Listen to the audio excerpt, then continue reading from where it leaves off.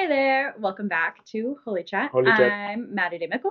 And I am Carlos Ramirez. And today we are having a person that is with us that I have known her for a long time. We have done, I don't know if necessarily a podcast. We tried a thing Yeah. long time ago that went anywhere. But she's she's my friend, Luisa Medina. And would you like to introduce to the horde of people that watches the podcast, everybody?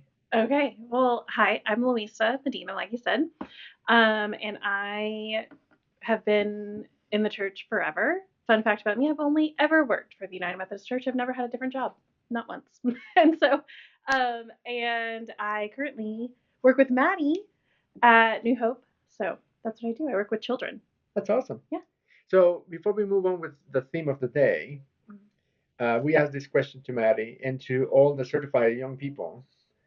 Why do you do faith things when faith thing is not the in thing anymore to do? Yeah, for the I don't know, maybe not everybody, but that's a general rule. Hmm. I don't know. Like I said, that's all I've ever done. Because I think it's important. I think that even at the end of the day, if we all die and everyone's like, "Oh, just kidding, none of it was real, none of it existed." At the end of the day, we have helped people live like a good neighbor. Like I think a good neighbor is a good thing to do no matter what, if it's God related or not. But for me, I have faith that God does exist, that all these things are true, and I think that it's good for all of us to live like good neighbors. And when we teach children to be kind and loving and thinking of the world around them, then hopefully it'll trickle to the adults and the world. You never know. That's right. Hopefully. Great.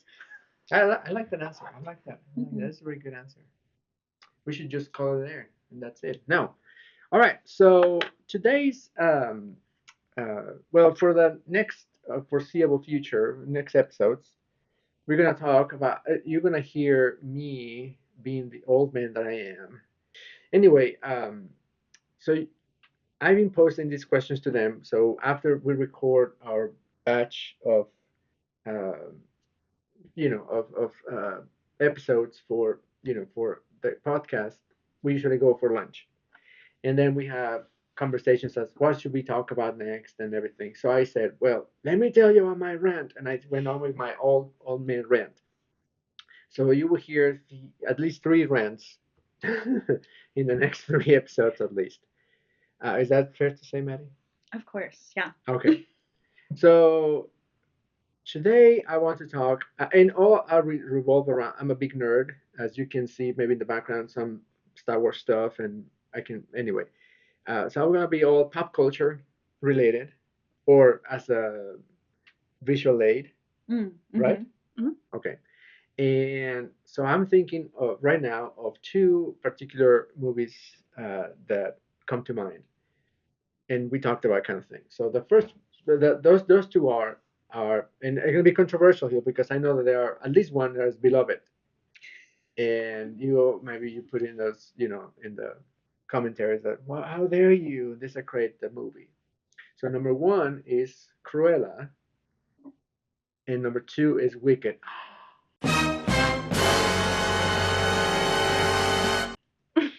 I know, I know. Now, I'm not saying that they are bad movies, but on the contrary, I think that they are awesome movies, and I really enjoyed the three of them, right? Because there's two Wicked and one Cruella. Mm. The issue that I'm bringing here today, and I want to present it to the certified young people, is as follows. And again, this is their old man rant.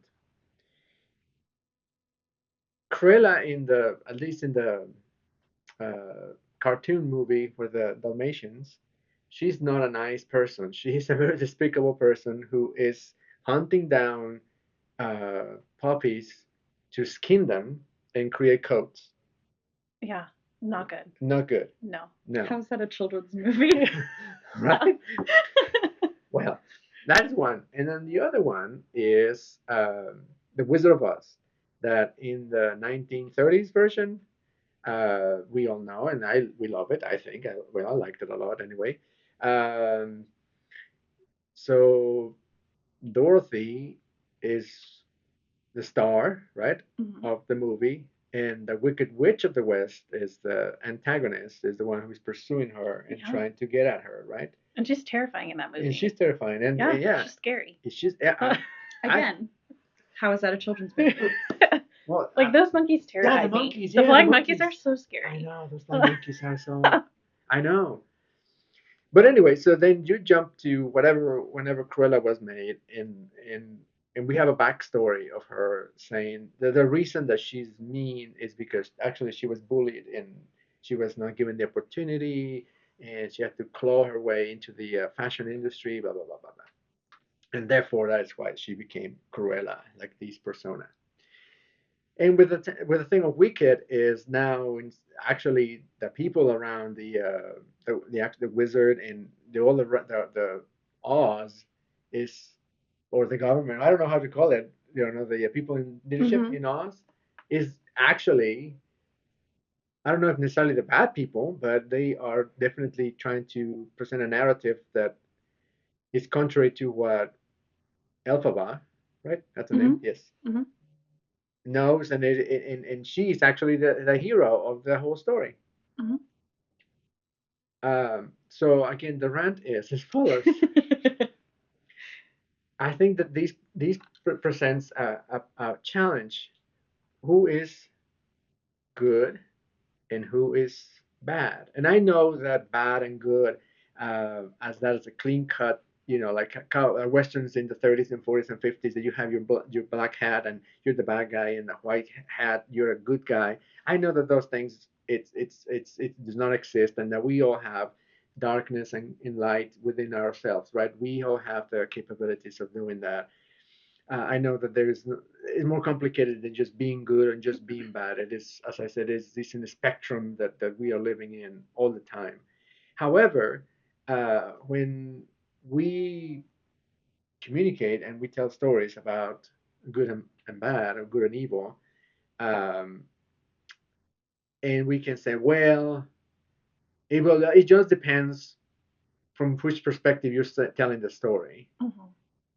To me that is a huge challenge, because then anything can be justifiable. A bad person in the doing terrible things to children or women or men, or politicians that can spin things around and create narratives about themselves, or pastors that create a cult following that can do a lot of harm, or anybody really, just again just creates a narrative and say, well, I do this because, and blah blah blah blah. You can explain that, right? Mhm. Um, Hurting other people or being the way that you are is justified because of your upbringing, or because of trauma, or because of bullying, or because of any other thing. So again, I'm not necessarily opposed to the movies. As I said, I like them both. I watch them both. Uh, I just think it presents a challenge, and that is my rant. So I will stop talking and hear what the certifiable young people think about it. Because I know that you guys love particularly Wicked. Uh-huh. And we can talk about the other side about it. But what do you guys think about my rant? I think there's like what you're talking about, like the difference between viewing good and bad as black and white versus the reality of that it's gray, of that um, our stories are more complicated than um, this is the bad guy and this is the good guy, and that our stories make things gray, our experiences make things gray. Mm-hmm. I also don't love like putting things in boxes like, oh, Mm. this is bad, this is good, especially when we come to people, because for me I'm like, well, I don't know that they're a bad person. I think maybe they've made bad choices. Mm-hmm. Yeah. Like maybe it's just Mm-hmm. a series of bad choices. Mm-hmm. And so I love Wicked because it tells the other story of the Wizard of Oz, and kind of gives you a new perspective on Elphaba. And I'm like, oh man, she was just misunderstood. Like all Mm-hmm. these things kind of Mm-hmm. happened like by happenstance. Like she didn't mean to make the lion into a coward. She was trying to help it. And it also, I mean, it also makes you think like, can going like doing things sometimes harm? Mm-hmm. Mm. When we're trying to do good, Mm-hmm. sometimes we're causing harm. Mm-hmm. And so, like for Elphaba, she's trying to do good things Mm-hmm. that she thinks are good things, Mm-hmm. but like it's rolling and creating Mm-hmm. like adverse effects. She Right. didn't mean that, but that's kind of just what happened. Yeah. I'm trying to think of like how to say this, but like it's gone. He'll come back. It'll come back eventually. Yes. So we don't have clear neat boxes. I think that Mhm. I agree. I agree with Yeah, that. I agree with that. but I do agree that it makes it difficult in the real world because that's what we're consuming. Mhm. We're consuming this pop culture that Mhm. gives you backstories and Mhm. says, "Oh, they're just misunderstood," and so it's hard. It makes it difficult Mhm. to apply that to real life when you're like, "Well, maybe they just have a bad story." And I'm guilty of this 100% every time. Like an example is like when the Boston bomber Mhm. brother was Mm. found in the boat, I was like, oh my gosh, I'm so like, maybe he didn't mean to do that. Maybe he didn't want to. Maybe his brother talked him into it. And so I do that all of the time. Mhm. And people are like, well, or maybe they just did it. And I'm like, but I don't want them to. Right. Like, I don't Yeah. want to believe that they did. Right. And so Yeah. it makes it difficult Mhm. because you're like, well, no, but what if they didn't mean to? What if they just made a bad choice and Mhm. it snowballed and now this Right. is where they Mhm. are? Right. Um, but also like at the end of the day, like, hey, that's a you did a bad thing. Yeah. Like we have to call you like even if something traumatic had happened to you, you still made the choice to do Right. the thing. Right. It's Yeah. holding people accountable for their actions while also honoring their humanity. Mm. Of saying like Mm. maybe you did make terrible choices, but also we can't ignore the bad that you did and the harm that you did towards other people. Mm-hmm. Yeah. And I think I like that, and I think that that is where probably, well, not probably, we Christians are, in particular we United Methodists, we are big on the with the word grace, and I'm not Mhm. saying that any other denominations are not, but that is Mm-hmm. almost, not almost, I would say the cornerstone of who we are as a denomination. This grace thing that God is always talking to us in whatever stage maybe we don't know God, but God is talking to us. Maybe we know a little bit about God and God is talking to us, and maybe we are Christians like Louis said. All I know is church, and but it's still working within our lives, right? So I like that idea that we can extend grace to the human, and we should extend grace to the human without accepting, no, exempting. Yeah, that's the word. Yeah. Yes, the that harm and the bad that they have that has happened. Right. Right. That's the fine line. Anyway, so again, so what do you guys think about this thing of going too deep into the deconstruction? You know, using a fancy word of again the bad and the good, and say, well, oh, circumstances and everything. So how far do you think, or is there a limit to these deconstruction, or what if putting on that way, what should be our limit or our our borders to say we don't go beyond this? Well, I think with like pop culture, something that we do is we don't separate the action from the character. Mm. Like we kind of meld them into two. Like, oh, this character is the bad character because they do all of these things and they're the villain. And so like I think we don't we can't separate them with the pop culture. Like Voldemort is always going to be Right. the evil. Right. And Vader. not here's all these things Yeah. and why he was like the bad choices. But even with Darth Vader at the end, like he Redemption. saves Luke, you know. So I don't know. Like it's hard because almost everyone, with the exception of like Voldemort, he never did anything good. He didn't want it to be good. No, he never did. Yeah. Like even as a kid, like in the backstory. I know we're not talking about these movies, but like in the backstory of him as a child, he's still like intentionally being harmful to others. Yes. And like that's his character the whole time. Yes. Whereas like Darth Vader switches at the very end. And so I don't know. And so when you get to things like Wicked, so where is the line? I mean, you want to believe that people are good and that maybe they just made a mistake, but if they keep doing it over and over, so like that, I think that's kind of like, oh, they keep making the same mistake, oh, they keep doing the same thing. Maybe it's no longer by accident or by happenstance. Like they're intentionally making these choices now. I think it's like empathy paired with accountability. Like what we're not seeing is the accountability part of that. Like these movies of teaching or looking at the backstory teach us how do we show empathy for people who are making bad mistakes. Let's think deeper of hey, maybe what's going on behind the scenes that we aren't seeing on the outside. Mm-hmm. But on the other hand, you can't have that empathy without holding people accountable for their actions.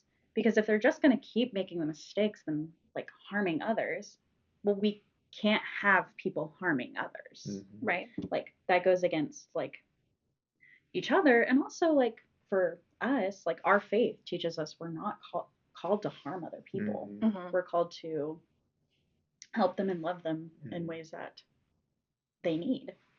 Yeah. And I think, and this is something that I teach the kids a lot too. Is like being a loving neighbor doesn't mean that you just let people do whatever they want. Mhm. Being a loving neighbor, being someone who loves someone, is part of that is showing respect. And the way you show respect to people is by saying, "Hey, I don't like that. Hey, that's not great." But not in a way that also causes harm, but in a way that is like, "Hey, I want to love you, but this is unacceptable." Yeah. Yeah. It's holding boundaries. Yeah. Mm-hmm. So, for all of us, what would be again, I come back maybe to that. What would be a good boundary, or how can we make that, that, I don't know, line post, or if we are playing in a metaphor of football, your line. I don't know football. Oh well, Not a sports person. basketball or whatever, like there we play that we are safe, Right. like in where we can maybe What's out of bounds. Out of bounds. Yeah. Yes, Okay. yes. Okay. I can understand that one. Right. And I don't know. I mean, we talked. I think last time that we talked, whenever we talked. To me, it is relationships. If we are building relationships, most likely you are within the bounds. Mm-hmm. If you're breaking relationships with somebody else, with God, within ourselves, with creation, most likely you are maybe breaking the bounds. Um, but I mean, but maybe that's a way to say it. I don't know. What do you guys say, or in your own experience, in your own walking? I think like we have to look into ourselves and know what our boundaries are of like what is showing respect to ourselves. And then when we look at other people, I think asking them like, oh, am I doing something that is causing them harm? Because we all have different things that are like harmful to us. And so I think being a loving neighbor and doing good is recognizing and talking to that person and being like, oh, this is a different boundary than what I have. And what can I do to show them love that may be different than the way that I want to receive love? I think at the same time, like doing good is constantly being willing to adapt and to learn and to change. And it's hard. But kind of like what Maddie's saying, everyone needs different things. And so if I am trying to strive to be someone who is goodness in the world, then that means I'm willing to kind of look at the world and say, oh, this is what they need, and not necessarily what I need. And that, I think that's where true goodness comes from, is putting others first, not to the detriment of yourself, Sure. of course, because part of being a loving person is loving yourself as well. And so, but being not putting what you need above everything else all the time. And so I think just being willing to be flexible and change and adapt to meet people where they are kind of helps. And I spread mean, goodness. we see that in Wicked in the way that Glinda meets Elphaba where she is. Like at first she wasn't. She was being very rude. And then once she kind of sees Elphaba in a new light, sees her with that empathy, she shifts and says, "Oh, I need to meet you where you are. Like I see who you are." And I think on the other side too, Elphaba kind of does the same with her in that not finding her quite as annoying. Like, oh, I understand. Like that's who she is. Okay. And it's not quite as annoying. And I think we also see it at the end of the movie when she kind of shifts back and says, "Oh, I see why you were doing what you were doing." And also, I think, this is kind of the second part too, leading into the second part of Wicked, but Elphaba understands Glinda's want to be in front of people, her want to be a public figure Yeah. Right. and she doesn't ever like scold her for it or call her Right. out for it. I mean, she does say, well, you have a position that you could do something about it, Yeah. but she kind of understands her, like, oh, okay, this is what you want, but this is not what I want. Yeah. That makes sense. Well, as you can see, it is not an easy topic at No. all. No. It's Um, very gray. It is very gray. Yes, it is very gray, and I think that you will have your own opinion about it. And again, we using just the movies as a reference, as a Mhm. just as a visual aid, if you will. But I think that the question remains, and I think that we can talk literally forever about this. And I think maybe anyway. But just let us know in the comments and in the emails and everything. In the emails, The emails. the emails. about You're your, showing your age there. yes. About your opinion about any of these things, and we would love to hear it so we can keep going the conversation. Now maybe we can have a part two of this conversation because I think that it needs it. Oh, I mean, anyway, as I said, it's an unexhaustible topic to me. Mhm. And I mean, as the world changes, the boundary changes of what That's is true. good That's true. and what Yeah, actions are yeah, bad. that's true. So it's an ongoing conversation that needs to happen over time. Right, right. I mean, yes, I think that is true. A big, for instance, for us as a denomination is that we are celebrating, I think, 70 years of women ordination, 70 years, something like that. Yes, and I know that there's other brothers and sisters who do not share that point of view with us, and so again, what is right, what is wrong, it depends on many things around it. Mhm. So. Yes, it's a very Well, great. and keeping the conversation going helps us from being complacent in Yes, one way or the other, yes, and staying like stuck in one right. thing when maybe we should be pushed further to Yes, think through it. yes, Mhm. yes. Yeah, I agree. I was, I was, and I'm still a big proponent of the whole. Well, people are not necessarily all bad and all good. I think there's all this gray, and there is a reason as to why people do what they do. The question then to me after a while seeing that and again maybe with age is how far do you go with that? Mhm. How far it is a good thing, and then it is how far we need to keep people accountable, Mhm. and where is the line that we cross? Anyway, would you like to push Press the our button? Oh, Please. sure. Yeah.